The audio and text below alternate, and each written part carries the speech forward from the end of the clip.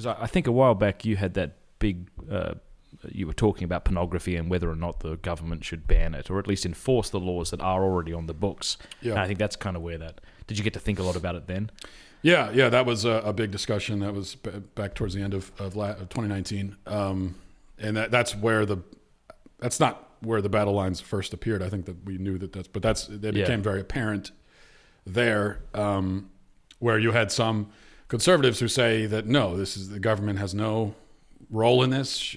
Some conservatives say the government shouldn't even regulate it. Just it's up to people to decide if they want to consume that or not. Yeah. Or maybe they do regulate it, but not too much, or whatever.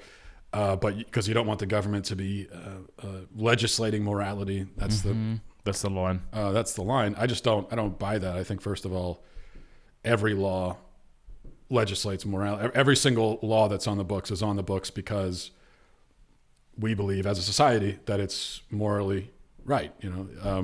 If something is illegal, it's illegal at the end of the day because we've decided that it's wrong. Yeah. Morally wrong. If something's not morally wrong, it shouldn't be illegal. So that is what laws are based on. That's a good point. Even things like road rules, we don't want people to drive recklessly and harm other people unnecessarily. Exactly. So that would be a part of that. Exactly. I can't really think of a law. I can think of plenty of laws that are immoral, like the law that allows us to kill babies in the womb. But the people defending that law will defend it on the basis, wrongly, that it's moral. So it is always going to be a moral discussion. So I think this attempt to separate these two things just doesn't work. And that's where you bring in something like pornography. And I would say pornography is obviously deeply injurious to people and to the dignity of everybody. It's harmful, especially to kids. And the government has a role in protecting, especially children, from this great harm. It must be interesting putting out something like you did and then having the whole world kind of jump on you about it and agree with you or hate you for it, because it's almost like it kind of forces you to look at that topic really intensely for several days and probably come out with a more kind of crystallized view. And that's part of the job that I enjoy. I like it when that happens. Do you? I don't as much like the rapid fire thing in conservative media that I have to do, we all have to do, of you hit a topic and then one day and the next day it's a different topic. You just move on. And everyone just forgets. I mean, at the end of the day, you can't remember what you were talking about on Tuesday. That's right.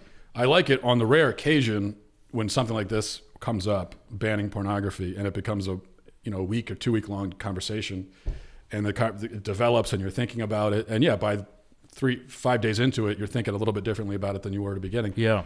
That's how fruitful conversations happen. I wish that would happen more. And I did kind of, as time went on, I think I refined my defense of it a little bit as I was thinking more about it.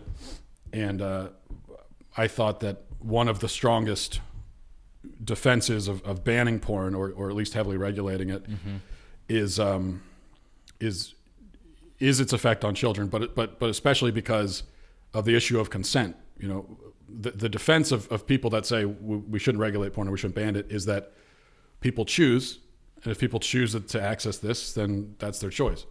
Well, my point is children cannot consent. They don't have the emotional, psychological capacity to consent. So we would say they can't consent to participate in a sexual act. If an 8-year-old has sex with an adult, we say that's not having sex with, that's rape, right? Obviously, because he can't consent. So if an 8-year-old cannot consent as a participant, then I would say he cannot consent as a viewer, as a third-party participant. And so when you put this stuff in the public domain where children can access it, if they do access it, they didn't really consent to it because they don't know what they're doing.